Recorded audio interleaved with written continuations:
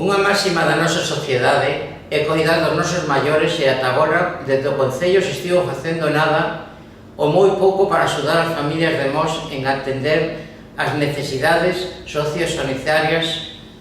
dos seus maiores. Por iso seguimos traballando para converter parte das antiguas instalacións do Hospital Psiquiátrico do Rebullón nun centro público de atención aos nosos maiores, mediante un convenio coa Consellería de Sanidade. Un centro de atención aos maiores que, polas dimensións das instalacións a aproveitar, pode ser extensivo a toda a área metropolitana que, como o resto do país, é deficitaria neste servicio público, cunhas listas de agarda de varios miles de persoas maiores. Pero, ademais deste gran centro, creemos que é necesario, de xeito complementario, desenvolver programas de atención e activación para os maiores autónomos ou con apenas grado de dependencia polas parroquias en colaboración coas asociacións socioculturais, colaborar coas asociacións veciñais para desenvolver nos seus respectivos locais actividades de activación e así actuar na cercanía, evitando desplazamentos disuasorios. Estas actividades de activación poden comprender dende a ximnasia de mantenimento, exercicios para activación mental ou mesmo para fomentar as relacións sociais. Outra actuación que se está levando a cabo en algunhas cidades e que creemos que Moses debería desenvolver, e así o faremos se nas vindeiras eleccións municipais as veciñas e veciños nos dan a súa confianza para gobernar, é a creación dun programa de voluntariado para acompañamentos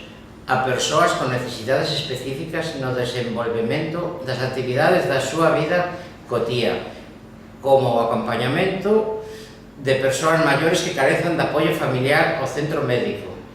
a realizar algunha función administrativa, a facer a compra, ir á farmacia, etc. Sen dúbida, poderíase facer extensivo este servicio ás persoas con diversidade funcional. Tamén traballaremos para a creación dun programa de cuidadores de barrio consistente na creación dunha bolsa de emprego para as persoas en risco de exclusión social do noso concello, parados de longa duración, persoas con experiencia en servicios sociais, para dotar dun mínimo de persoal estable ao servicio de acompañamentos sociais realizado polo voluntariado. Por suposto, sempre dotando aos acompañantes dunha previa formación para que se desenvolvan correctamente. E, se é posible, ir máis aló coas funcións deste grupo de apoio, acadar unha semiprofesionalización para poder asistir sempre que sexa posible aos maiores nos seus propios domicilios.